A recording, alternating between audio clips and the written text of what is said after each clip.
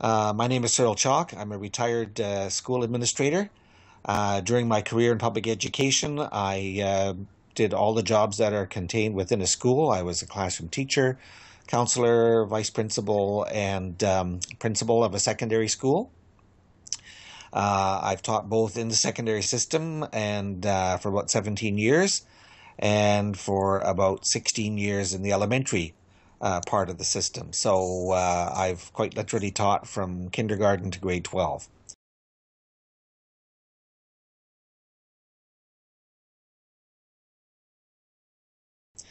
I was an administrator when the year 2000 proposals were introduced. One of the reasons and rationale behind it, I was in the secondary system at that time, and one of the concerns was the great gap in the number of students who would start in the secondary system in grade 8 and not finish, graduate. It was a very high dropout rate. And as that was happening, the number of jobs that were available, certainly when I left school, working in the woods or working in the mill, were disappearing.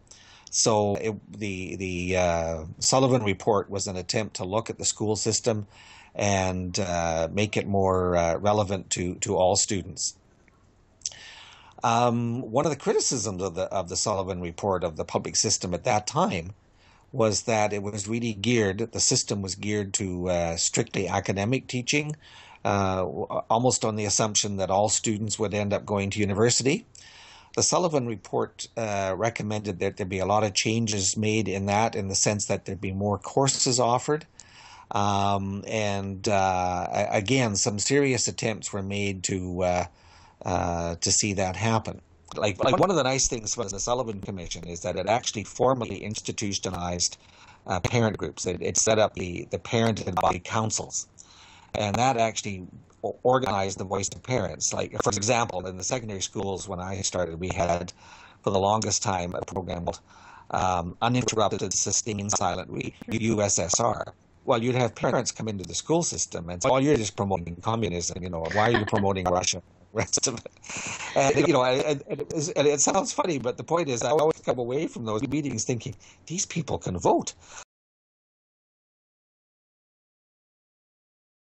I think one of the disappointments in during my time as an administrator was to see a lot of the proposals that were introduced initially ended up being cut back or just stopped. And I think that did not have a positive influence on students in the system. Budget concerns were one of the biggest impacts on implementation. I can't say that people didn't think through where this was going to go, but as a lot of the implementation of these changes occurred, there was a realization that we couldn't sustain these because the cost would be too high. In the secondary system, we had a lot of attempts to introduce new programs, but in the end, there was a concern that some of these new programs were, for lack of a better term, watering down education. I didn't think that was the case, but that certainly was the attempt to make education more relevant to non-academic students was seen as kind of a weakness.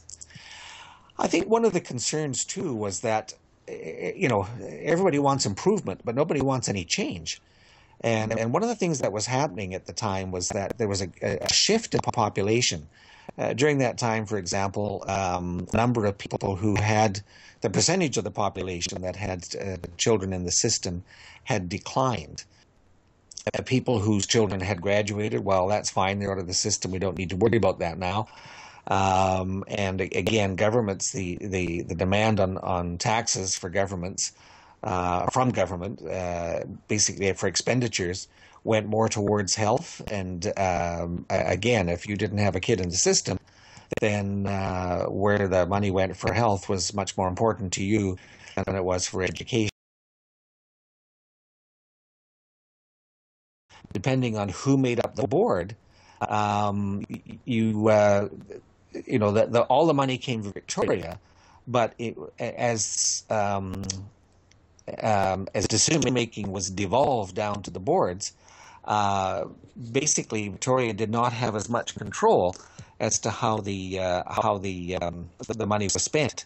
I think the hardest thing to deal with as an administrator was the unpredictability of funding. That probably the one time that we actually had stable funding was during Mike Harcourt's tenure as premier, and that's about the time a lot of the implementation started to come in. And he called the education people together, the administrators, as he called the teachers together, and said, look, this is what your budgets are going to be for the next 4 years. Whatever happens to the economy, we're not going to cut them, but you aren't going to get any more either. And that was really very good, because we knew that we had a certain amount of money to spend. I had come to a district as a new administrator and as a rookie principal.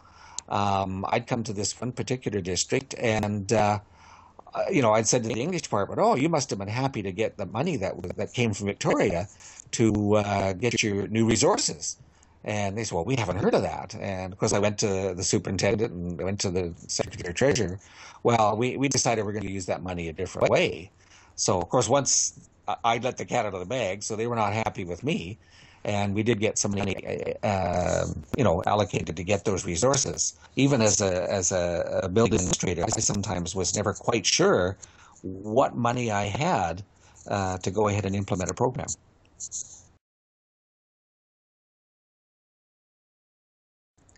One of the good things about one of the ideals of the Year 2000 program was to create much more flexibility in the public school system.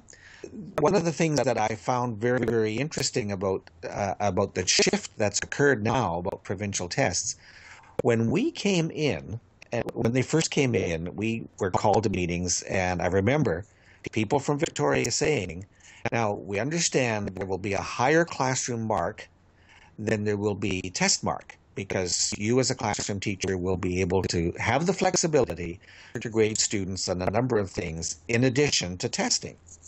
So when it first came in, it was 60% classroom mark, 40% test. Okay. About that time, you had several districts in the school districts in the United States started introducing compulsory testing. And that was an attempt by governments, all political stripes, to try to address the public's concern and apparent lack of confidence in the school system.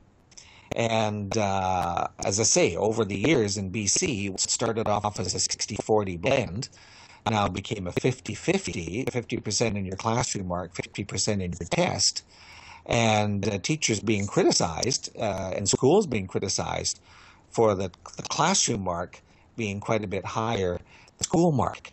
And that's been a subtle, well, not so subtle shift. It's been a real attempt to create the idea that if we didn't have testing, we wouldn't have accountability in the system. And that's a perception that's out there, and it's always been very difficult to deal with.